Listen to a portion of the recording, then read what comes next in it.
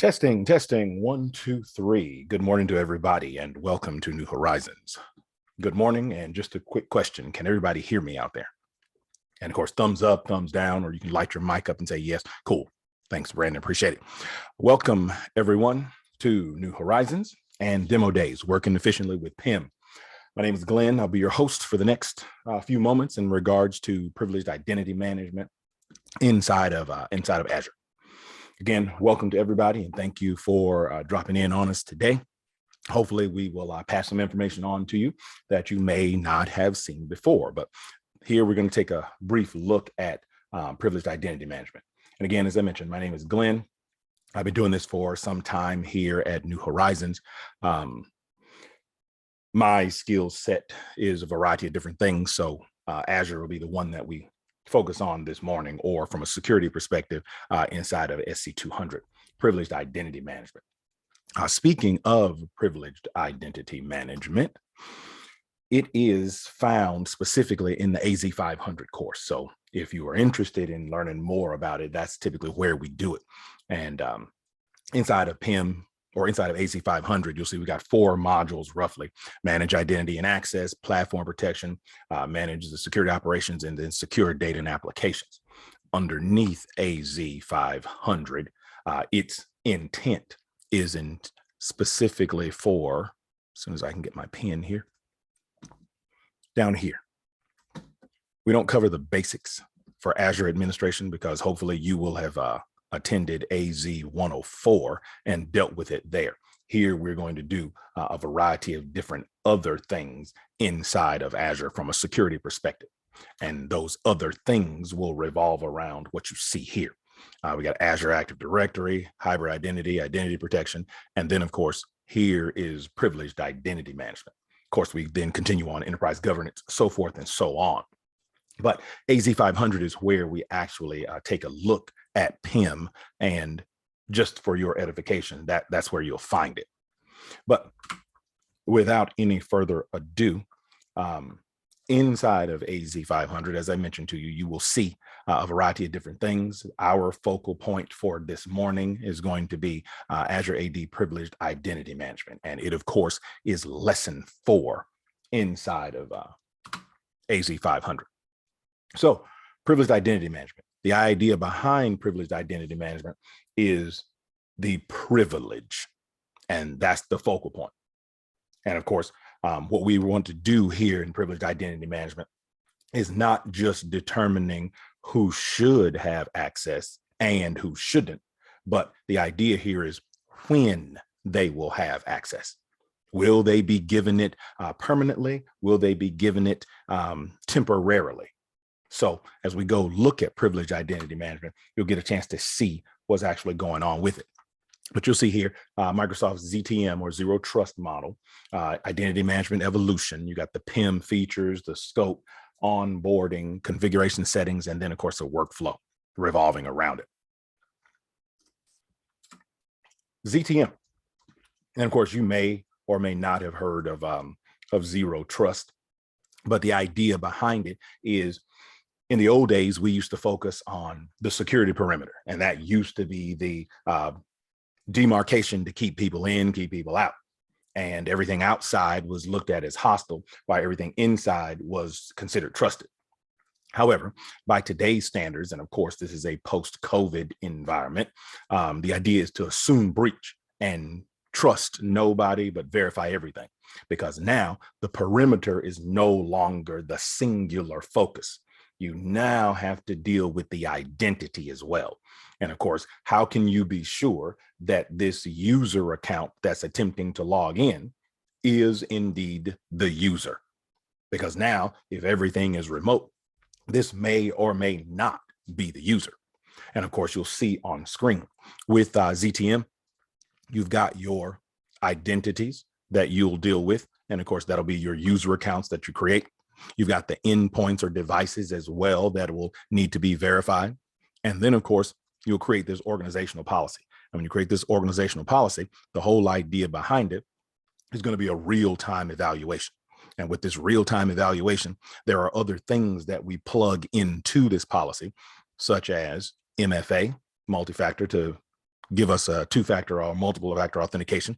You got user risk to determine whether or not the user account has been compromised, whether or not the user is indeed the user. And then, of course, you've got the device state and device inventory. We'll throw in endpoint manager here and the custom policies here to verify that the device is trusted as well. You're always going to deal with the user. I want to make sure the user is authorized, but I also can throw in a validation for the device so that I can ensure that my corporate data is only on corporate devices. So when I create this security policy, you'll have to match both pieces of it. You'll have to match the user policy and the device policy in order to gain access to the environment. And then, of course, once you match these policies, we will continue to evaluate you as you are connected to ensure that you are still who you said you were. In the old days, there was a network access policy server. We still have NAP by today standard, but there was a previous version of it that we used to use to verify users and the devices as they connect to our network. And of course, the old school network access policy server would require us to go in and create policies for our firewall, for example. And of course, if you had the firewall enabled, then of course we would let you on the network. But the minute you disable that firewall, you'd be disconnected from it. But the whole idea behind it is I am constantly verifying each request as it comes in to ensure that this is indeed the user and or the device. That's what the ZTM is. And then, of course, the whole idea here behind this zero trust model, you'll got the signals that'll be sent in by the users and the devices. There'll be decisions made on this information. And then, of course, the enforcement of it. So as long as you meet the criteria, meet the qualifications, you are allowed to have access to the environment. The minute you stop meeting this criteria, then you are no longer granted access to the environment.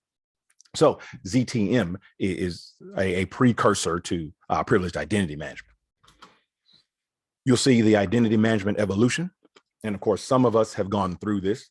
Some of you may be brand new to it, but you'll see on the left-hand side, our traditional method for authentication. Here, we got a username, password. And of course, you log into the environment, you'll be verified by your user account and password. And in the event that's correct, you are given access to the environment. Then, of course, you've got an advanced feature, which now allows us additional methods of authentication. You can throw in federation services. And of course, for those of you who know federation services, the idea here is federation services no longer sends usernames and passwords across the wire for authentication. Now you've got claims or attributes. So we'll set up these federation rules to determine what your attributes should be. And when you go to authenticate, you'll be given a claim, and then you'll present that to me. I'll check the attributes that have been defined in the claims rule against the attributes in your claim. And then, of course, I'll grant you access if they match. And of course, if you don't want to use federation services, you have these conditional access policies. And like I just mentioned, these conditional access policies function like firewall rules. I am going to require the user, in order to gain access to this environment, the user has to be a member of HR, and their device must be a member of HR. And in the event both of those things do not match, they do not have access to this resource. And then, of course, you've got analytics so you can keep track of what's actually going on. And then you'll see the last entry is optimal, the password-less authentication. So here we're using our FIDO tokens as well, our one-time passwords. And of course, we throw in MFA as well. We throw in Azure Identity Protection to check the sign-in risk and the user risk to determine if this user risk is high, medium, or low. And depending upon what it is or isn't, it'll dictate as to whether or not you'll be given access into the environment. So again, in the Azure environment, you have the ability to utilize all three of these, or you can just use one of them. But again, this is just the evolution of identity management. Now, what we have gathered together this morning to take a look at briefly is PIM. And of course, you'll see top of the screen, Azure AD Privileged Identity Management. You'll see it is time-based and approval-based role activation for privileged users. Now, what does that mean to me? You just read me the top of that slide. That's not telling me anything. Well, you'll see what it's intended to do left-hand side. And these are not in any particular order. This is just typically how I go through them. You'll see it. Just in time privileged access to Azure. And all that means is when you request permission, that's when it's given. You know the drill. Enterprise admin or global admin inside of Azure. If I put you in the enterprise admins group, you are an enterprise admin until I remove you. Put you in the global admins group, you're a global admin until I remove you. And of course, that's the desire behind all administrators. We want to be an admin so that we can do whatever it is we need to do. However, you remember the transition from XP to Vista. Microsoft introduced that wonderful run as option. So again, you've got the ability, because we had users back in the day who would log in as an admin back when we were doing Windows NT. You log into the environment as an admin and you walk away from your desktop, leaving it unlocked. And then, of course, if you were to do that in our environment, it wouldn't take long for you to be buying lunch for the entire department, because we would send out the email, hey, my machine is unlocked and lunch is on me tomorrow, everybody. So you remember the drill. Microsoft now introduced the run as option to give us the ability to log in as a regular user. So we can't do much of anything. And then, of course, when we do need our administrative permissions, we would then elevate our permissions with the run as, and then, of course, do what it is we needed to do for the duration of that time. And then, of course, we close that console, and then now we're back as a regular user. Privileged identity management follows the same suit. The idea, though, is going to be just in time, meaning you will make the request for it. And when you make the request, it is time bound. Default behavior, you'll get 8 hours to deal with it. And then, of course, at the end of that 8 hours, your permissions are revoked and you no longer have access to it. Can you request it again? Absolutely. And then you'll get it for another 8 hours. If you so desire, you've got the option to turn on approval for this activation. And what I mean by that, you make the request in number 1. Depending upon how you've configured the role, and I'll show it to you here shortly, depending upon how you've configured the role, this role will automatically be given to the user, and then they will have this access for whatever time period you've given them, or it will send an approval request to a group of approvers. And then, of course, it will need to be approved before this user gains access. So again, you can turn that option on if you want. You can also turn on multi-factor authentication to activate any role. Now, obviously, if I'm dealing with this from an Azure perspective or a remote perspective, every time I teach the Azure course, I always ask the question, where is Azure in relation to you? It's remote. Unless, of course, you have Azure Stack. And if you have Azure Stack, now it's in-house on-prem with you. But the idea behind it is remote. So you want to ensure that, or implement some method of authenticating and verifying that these users are actually indeed the user they're supposed to be. So we throw in multi-factor to give us some authentication enhancement as well. You'll see on the right-hand side, option number 5, 2 is an option justification, meaning give me a reason as to why you need this role. So you'll make the request. If I turn this on, now you've got to give me a reason as to why you need it. And of course, the reasoning has absolutely nothing to do with the approval unless the approver needs a real reason, because the approver will pull it off and say, yes, you can have it, or no, you can't, unless you automatically assign it. And if you automatically assign it, then justification is irrelevant. You're just documenting it. You've got notifications when privileged roles can be activated. And all that means is who's going to be told when a role is either assigned or activated. And I'll show it to you when we get into it. You got the option as the admin to create access reviews. And I create these access reviews to remind me to go back and check my role activations to determine whether or not these users still need these roles. Again, you know the drill, just like I do. Got a server that's about to go down, file server, and I'm decommissioning this file server. Send out an email. Hey, everybody, I'm decommissioning server 99 on Friday. If you need this server, let me know. And then, of course, you send that email out on Monday. Friday rolls around, you disconnect the server, and then now everybody and their grandmother says, hey, what happened to server 99? I need it. And you go right back. I sent an email out on Monday. Nobody responded. And then their normal answer, well, I didn't think that was for me. Well, I don't understand how you didn't, because you were on the distribution list. So if you got it, it's for you. But again, you know the drill. Access reviews. This just gives us the ability to go back after we've assigned these privileged roles to review them to determine whether or not the users still need them. And of course, if they do, you can continue and extend the roles if necessary, or if they don't, you can remove them. And then of course, lastly, you've got an audit history. This way you can keep track of who's doing what inside of Azure surrounding these roles that you've assigned. So again, this is the high level for PIM, time-based and or approval-based. That's the qualifier. Time-based, which it will be. You got a maximum of 24 hours. The default is going to be 8. And of course, you can run that time as in the 8 hours. You can run it up or you can run it down.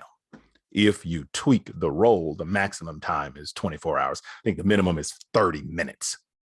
So again, you'd have to decide that when you configure the role. And of course, you'll see this in just a second. And then the option for approval. The roles do not require approval unless you enable it.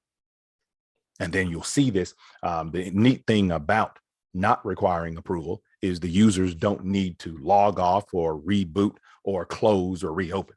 They just need to wait for the console to refresh and then everything is working. For the approval, it's a little different story. The approval, you'll have to log off and then log back in, depending upon what role or resource you're using. When I go to set this up, and of course, we're just looking at some old legacy screenshots. I'll show it to you more current in just a moment. You'll see you got the PIM scope. And of course, all this means is how can I apply PIM? Of course, you'll see 1, the roles, 2, resources. And of course, when you're dealing with PIM, you got 2 avenues. 1, the Azure AD roles. This is who can do what inside of Azure AD. And of course, classic example, global admin. Who do you want to be a global admin? Well, you can put them in that group and then they will have it forever. Or you can assign the global admin role to PIM and they will only get it when they request it and only have it for X amount of hours. And then of course, they no longer have it until they request it again. Same thing holds true for the Azure resources. And of course, you can grant permission to access or not access resources inside of Azure. And of course, you can deal with this from the management groups and or subscriptions. But the idea here is you'll grant permission to the resources if you want them to be able to use it. So you got 2 places that you can attach PIM, roles and or resources. Then, of course, you got to deal with the onboarding. I need to turn PIM on because PIM is not free. You'll see it at the top of the screen if you plan on using it. Grab my highlighter here. You'll see you're going to have to go P2 for Azure. Or if you're dealing with 365, you got either the E5 or the M5 license. And of course, for Azure and P2, it's $9 a month per user. And then of course, your 365 licensing is whatever it is you're paying. You got the global admin, and of course, that'll be the first user, just like regular old administrator. When you spin up a new box or you build a domain, the administrator account is the domain admin as well. Same thing holds true with the global admin. Global admin, the first global admin has PIM permission, and then they can go in and set PIM up and tweak it. That first user can also assign other privileged role administrators. That's the PIM account. So if you want to put people and give them the ability to manage the resources in PIM, make them a privileged role admin. So you always want to, you see it down here, make sure you've got at least 2 PRAs, because in case one person unfortunately gets hit by a bus, you've got somebody else who can come back in and then deal with PIM as well. And of course, the global admins, security admins and security readers have read only. That means everybody other than the first global admin can have read only access. Specifically, if you put them inside of security admins or security readers, you want them to be able to manage PIM. They need to be a PRA. So they got to be a privileged role admin. Once you have enabled P2, you as the global admin, the first global admin, can then now go in and start configuring PIM. So when you go in, you will automatically be assigned the PRA and the security admin role. So you got permission as the first global admin to go in and deal with this. And only the PRAs can manage it. So now you need to start putting other people in those, or assigning it to that role. And then now they can manage PIM as well. And to start using PIM, you need to enable it in the portal. And all you're going to do is search for privileged identity management. And then when you do that, PIM will open. And then now your move is to go in and deal with PIM accordingly. So how am I going to deal with it? Look closely on the right-hand side of the screen. It's kind of hard to see, but you'll see privileged identity management at the top. And then underneath PIM, you are going to have some tasks. And then, of course, you got manage. Tasks will be roles that have been assigned to you, depending upon whether or not you're the global admin or a regular user, doesn't matter. Pending requests. Here is where you will go to see anything that's requiring approval. You've got approve request is no longer in preview, but if you are an approver, here is where you will go in and make the approvals or denies for the roles. You got review access, so you can create your access reviews. And then, of course, down below, you'll see the manage piece. Roles, members, alerts, additional access reviews, and then role settings. See some examples of the roles on the right-hand side. And again, I'll go into more detail in just a moment. Finish these slides and then I'll show you. But you've got the ability to tweak the roles and assign users to it. So then that way they can make the requests. So you'll go in, you will pick a role that you want to grant or to utilize under PIM, and then, of course, give it to the user. When you've given it to the user, now the user will need to activate a role. So you'll let this user know, hey, Glenn, I've turned on PIM for you. So now you have the ability to make the request for the role in question. And then when they do that, the idea is to go for the user inside of Azure. They're going to do the exact same thing. They'll go into privileged identity management, and then they will find their roles. And of course, you can see it right there as well. My roles. And then when you go under my roles, you can't see it behind this screen, but you'll see it in just a moment. On this dialog right here, it says eligible roles. And with the eligible roles, this will tell you what you have permission to request. And then, of course, right next to it are the active roles. This is what you are presently using. But you'll see the roles there, and then you'll select the role. And at the far right-hand side of the screen of the role, you don't see it, but you will. There's an activate link, and you'll click on the activate link. And when you click on the activate link, this opens. And then when this opens, now you will see your duration. Default is going to be 8 hours. You can kick it down if you want, but you can't kick it up. So whatever time frame you put on this, that's what you are going to be bound by. And then, of course, you'll see options down here as well. If you've turned these on, you'll see ticket number. And then, of course, ticketing system. Now, just keep in the back of your mind, Azure has absolutely nothing to do with your ticketing system. These are just fields that are present in the event you choose to use them. So if you have a ticketing system, you'll tell your users, hey, Glenn, before you make a request, you need to open up a ticket for the role because I'm going to require the ticket number. So then if they do all of that, then they can put that information into PIM. And then now you've got that information here. So when you get their approval request, you can actually see the ticket number. You can go to your ticketing system and then look it up and then get additional information. And then you'll see your justification reason down here. So if you turn this stuff on, all this stuff will be available to you here. Then the user will click on activate. And then when they click on activate, then of course, depending upon whether or not there is an approval required, will dictate whether or not this role is immediately activated or if they have to wait for the approval. Top left of the screen, you'll see it one more time because again, on the bottom right, it's the same thing. If the role does not require approval, it is activated and added to the list of active roles. And then after you define them, you can start adding users to the role. Monitoring the status of your requests. All this means is I have gone in and I have looked at my roles. I made a request. It needs to be approved. I am waiting for approval. So I will go to my requests, and then you can see my request for Azure resource roles or my request for Azure AD roles. Down the bottom of the screen, you'll see BizTalk contributor. I am waiting for approval. Now, once the role has been approved, it's no longer present. So again, you're looking at it here, but the minute it's approved, this is gone. That means now it's approved or it's denied, either of the two. And you'll just check my requests to see. And then, of course, at this point, you may have to log out and log back in. Now, you heard me say this earlier. You can tweak the roles themselves. Again, if you look closely, activation, see it right here, right there. You see what's transpired? Default is 8 hours. We've just dropped this joker to 1. So you can go into any of the roles and then specify how long you want these users to be able to have this role. Do you want multi-factor or not? Maybe you do, maybe you don't, just depends, depending upon the role. Require justification on activation. Give me a reason as to why you need this role. Turn it on or not.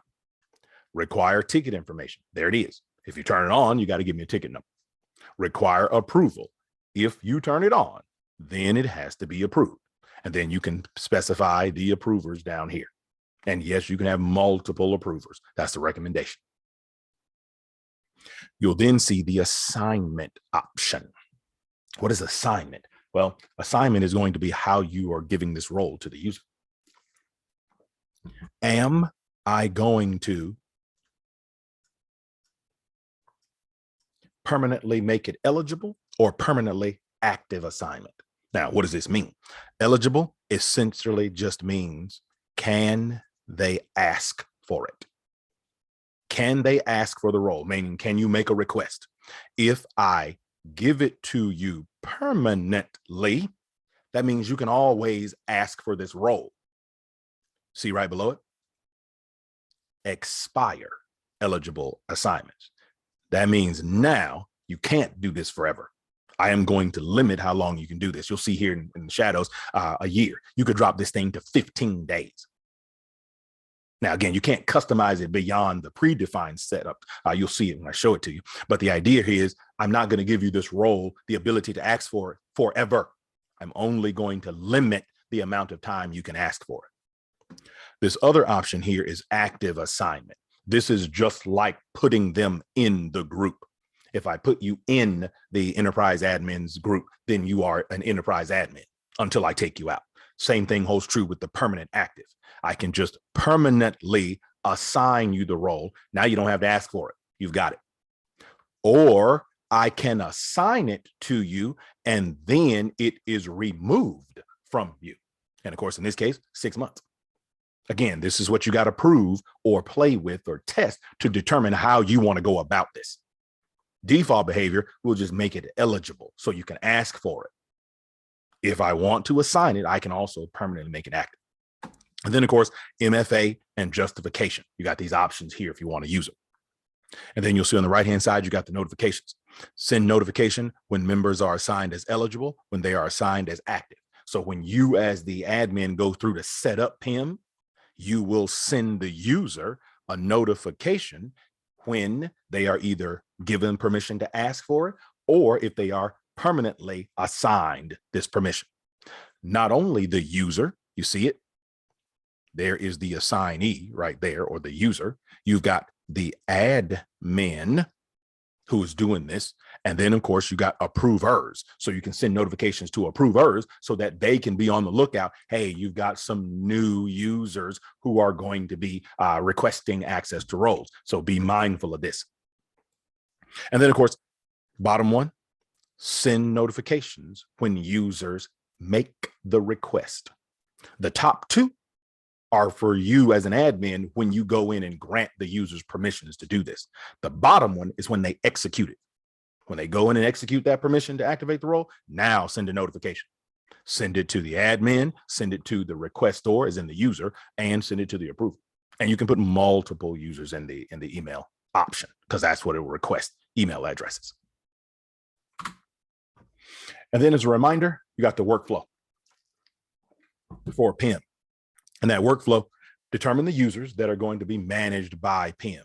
Who do you want to give permissions to? What roles do you want to assign? So you just have to decide all of this. Once you've made that determination, and you can always go back and tweak it. Once you've made that determination, now you got to go and assign the roles. You know the drill. You do your architecture, plan all of it out. Now it's time to deploy it. So here's where you go. You do all the planning, determining, and then you deploy or assign.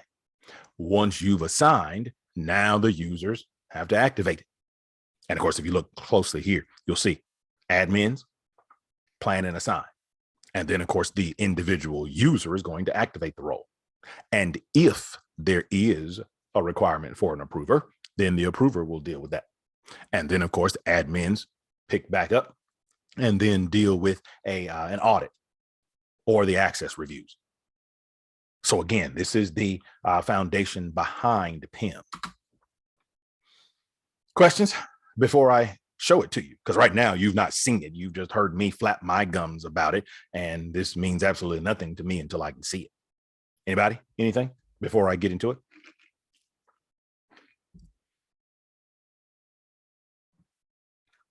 All right. Does the assign privileges overnight? Jonathan, do me a favor. Elaborate a little more on that. Do the assign privilege overnight, overwrite admin globe? Oh, okay. It all depends on what it is you want to do. Because what you're going to do, you're going to see me show this in just a second, Jonathan. Give me a second. Let me get to Azure. Because here's what you have to decide, everybody.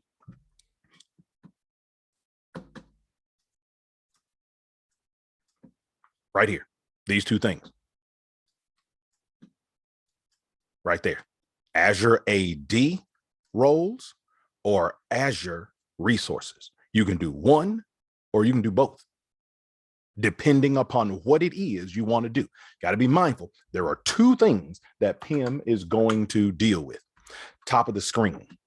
First thing, as I mentioned to you, you're going to have to go into Azure AD and you're going to have to change this. You got to be running at least P2 for PIM. So it's got to be P2. Or 365 with an E5 or an M5 license. But if you're dealing with it in Azure, it's got to be P2. So once you're running P2, then you can go to privileged identity management. And all it is Azure AD privileged identity management. You'll click on that. And then when you click on that, left-hand side of the screen, Blade Manage. And now, Jonathan, it depends on what you want. Do you want to deal with the Azure AD roles? I'm going to back. Let me backtrack. Manage. You see it? There's Azure AD, and then there are the Azure resources. This is the stuff in Azure, like virtual machines, for example. Do you want to have PIM manage access to the resources in Azure, or /and do you want the roles? And Jonathan asked, does it overwrite a global admin? It all depends on what you want to do. And it doesn't really override it. It just grants permission. So you, Jonathan, are the global admin. You still have global admin permission. And then you can turn around and then give Betty, like I'm going to do, user administrator. And the user administrator now has the ability to create user accounts inside of Azure, just like a global admin does. But when you think about it, let me backtrack. Let me move this real quickly, because here's the analogy that I'm using. You have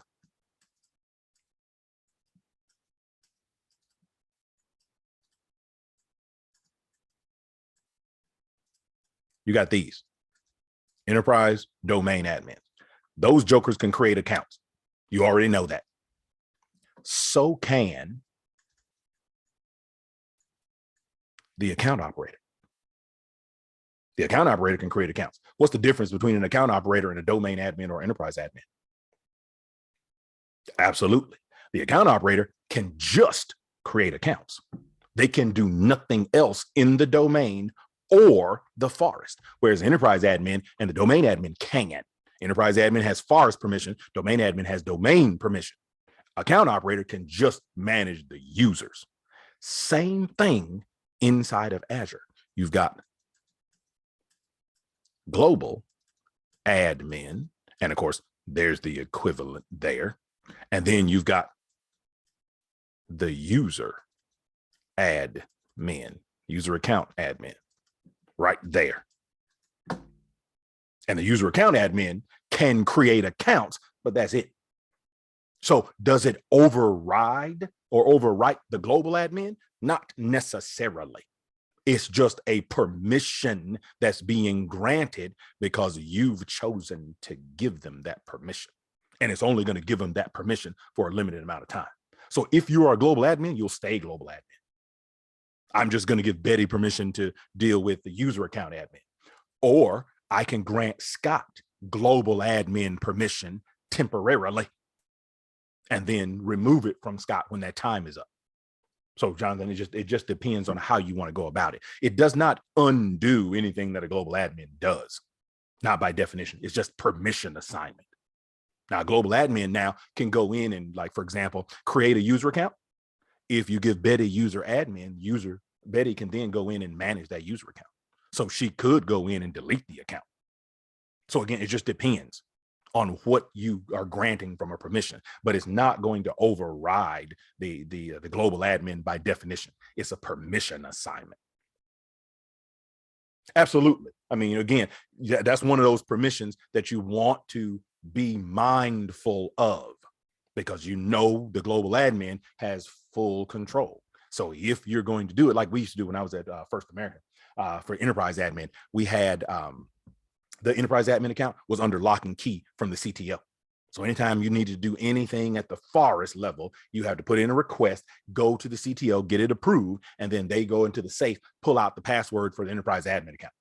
And then they give it to you so you can do whatever it is you need to do. And then once you're done, they change the password, randomly generated password, change it and put it back under lock and key. So at that point, now nobody knows what the enterprise admin password is until you get approval to deal with it. So yeah, best practice for global admin. Yeah, don't give your users any more permission than they need, or it will come back to bite you. So yeah, you got to trust and vet and verify those global admins. Now, let me run through this so you can see this before our time gets away from us. Here, privileged identity management. So you go in, you've got it turned on. Our next move is to decide what it is we want to do. And for the sake of time, make this easy so you can see what's going on. I have inside of my Active Directory 3 users over here. And I'm going to deal with AAD user 1, 2, and 3. 3 will be our approver. 3 will be the approver, and then 1 and 2 will be the regular users. So AAD user 3 is the approver. So inside of PIM, Azure AD roles, we'll deal with this one first. Now, before I do this, let me,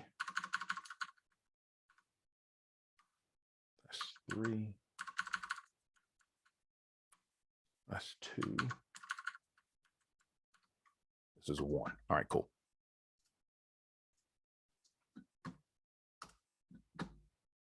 I'm going into the portal as AAD user 1.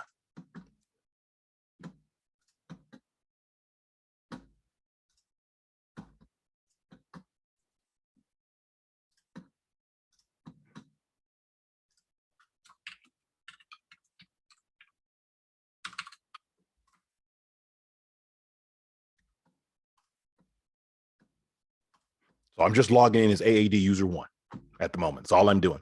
And then as I get into Azure, I am going to go to Active Directory. And of course, in the upper right-hand corner, AAD user 1, that's who I am. And as I get in here, go to my users, new user. That's me jumping on the create new user. Now, I'm a regular user, so I can't do this. It's grayed out. As global admin, you already know the drill. As global admin, when you go in here, it's ready for you to rock and roll. As global admin, you can do whatever you need to do. But as a regular user, you don't have this permission. So you can see that right here. Right-hand side of the screen, we go back to privileged identity management, Azure AD roles, assign eligibility. You see it right here, right there. Assign eligibility. Who do you want to give permission to, and what permission do you want to give? Make it easy. You see all these roles here. These are all the permissions inside of Azure AD. I'm going down here for right there, user admin. That's just like the account operator inside of the on-prem. Users with this role can create and manage all aspects of users and groups. User admin. So there is the role. Now, what I'm going to do with this role, first, let me grab it. And then when I grab the user admin role, see it?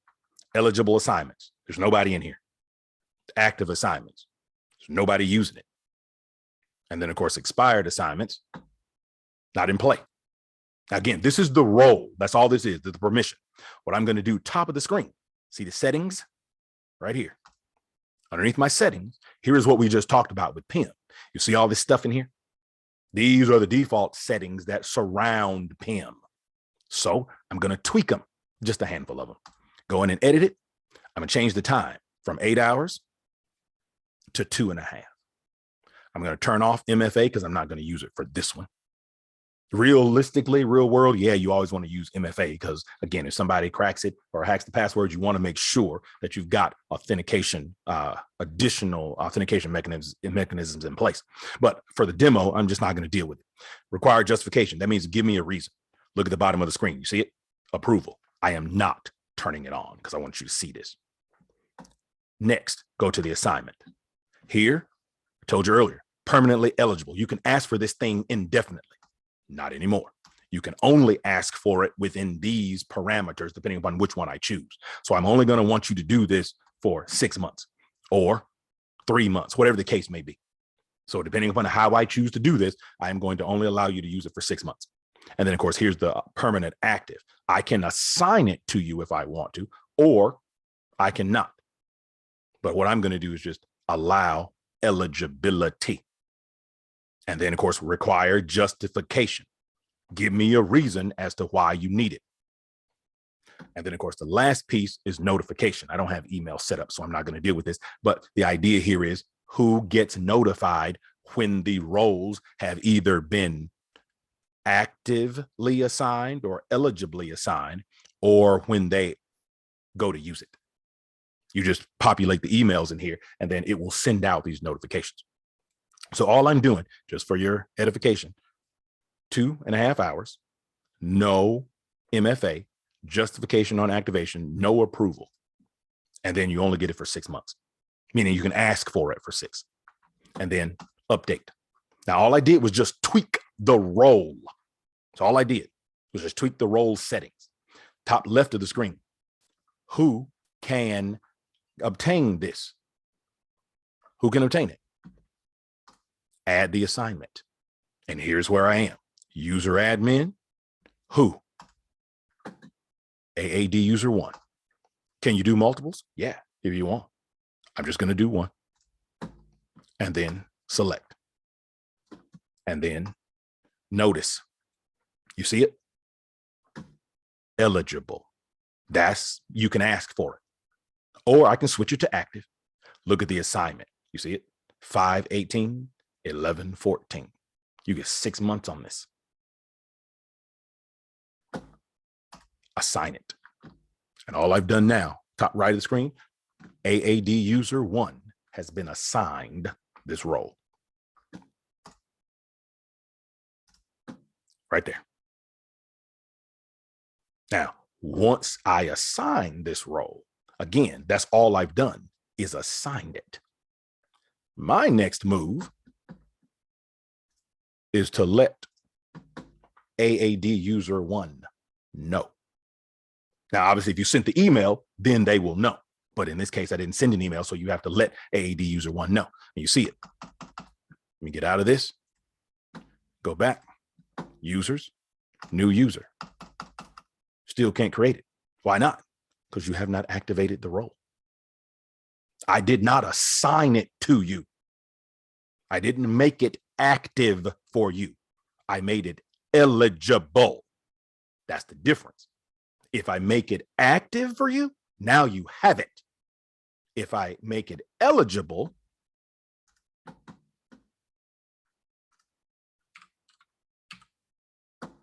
privileged identity management, upper right-hand corner now. See it? AAD user 1. That's who I am. Go into PIM, left-hand side of the screen. My roles. See it? There's my user admin role. And if I want to use it, see it? Activate. Now, if I go to active assignments, I got nothing going on until click. See it? Look over there in top right. There's that 2.5.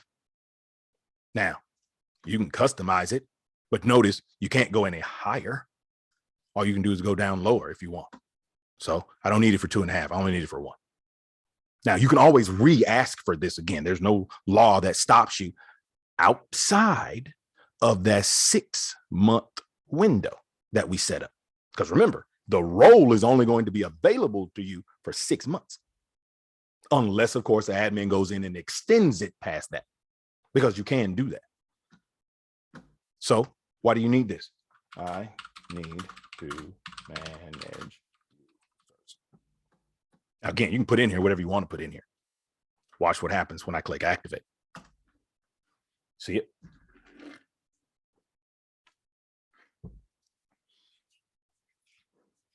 Stage 1, processing and activating the role. Stage 2, validating that your role activation will be successful. And then eventually stage 3, activation complete. And you'll see, maybe you can read this down here at the bottom of the screen. When the final stage completes, your browser will automatically refresh. You do not have to sign out back in again. 2, 1, 0.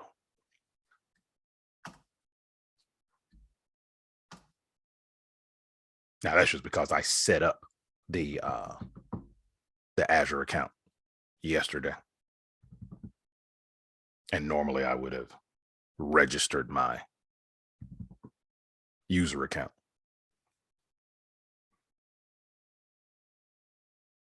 And then, of course, see the active assignment right here. Now, of course, if you go in and try to deactivate it, which you can do, top of the screen, you see it? You got to keep this joker for 5 minutes before you can deactivate it. So you have to keep it for at least 5, and then you can turn around and deactivate it. So now that AAD user 1 has been activated,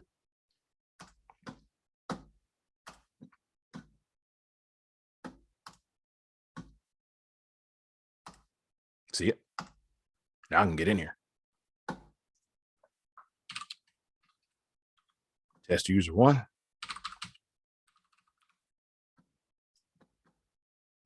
Review and create. Done. Easy peasy.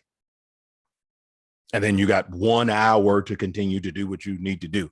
Or if you are done before then, you can then just deactivate it. I've got 10 minutes. Let's do this.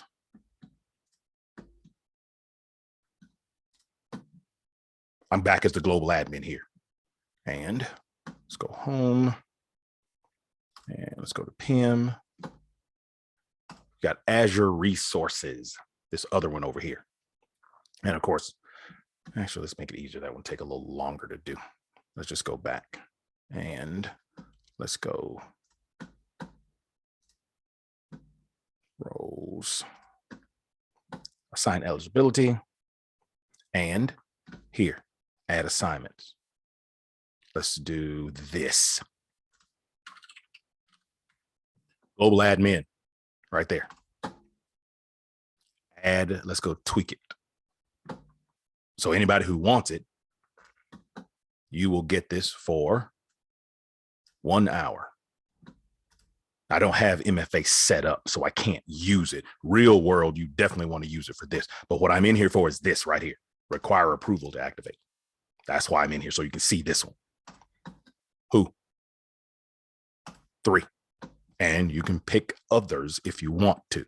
That's a recommendation. So AD user 3. Select it. And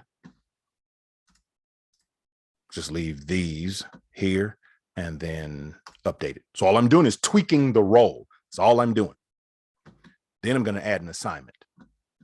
And I'm going to choose AAD user 2. And here you get a year to ask for it. And now AAD user 2 is global admin capable. Let me log into 3 first.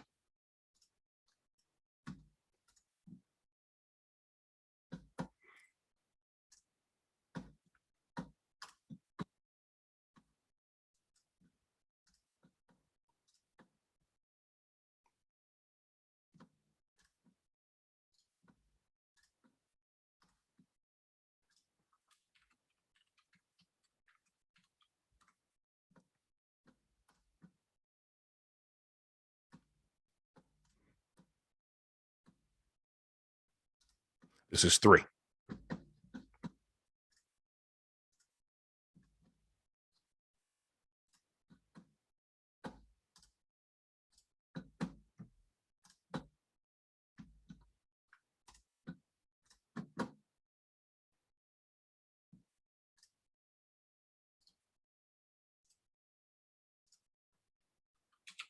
This is 2.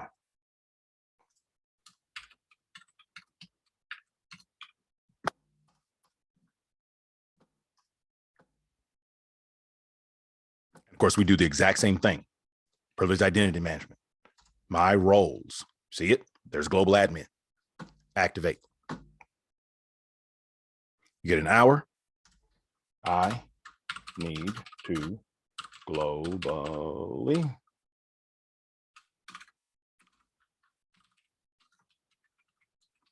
administer.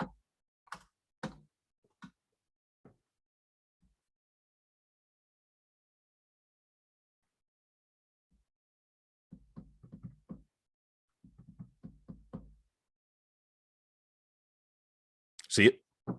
Your request is pending for approval. So as 2, my requests right there, see it? Pending approval. So you can do nothing until it's approved. We come back over here to 3.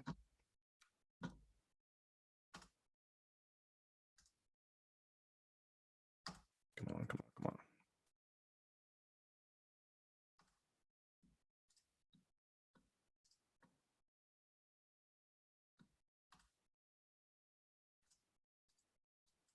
Eventually, my role will show.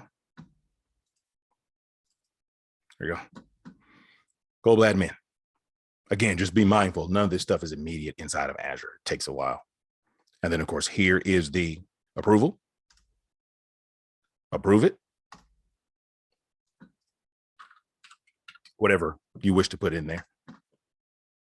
User AD2 is approved, or AD user 2 is approved. We come back. My requests. It is not present any longer. Now I am ready. Is the time allowed? Hour. Total time during the provision time frame, or is it granted access by daily basis? It's whenever you need it, Jonathan. That 1 hour that I set this up for, that's the time limit on how long you have the permission whenever you ask for it during that 6-month window. So I've only given you the permission to ask for it for 6 months. And when you do ask, you get an hour at a time to use it. So you could ask for it at 8 a.m. in the morning. You get it from 8 to 9. Oh, I'm not done. I need to do something else. then ask for it again, 9 to 10. Are you done? Yeah, I'm good. And then something comes up after lunch from 1 to 2, you can get it again. So you got that 6-month window to ask for it. You follow? But you only get it for an hour. Cool.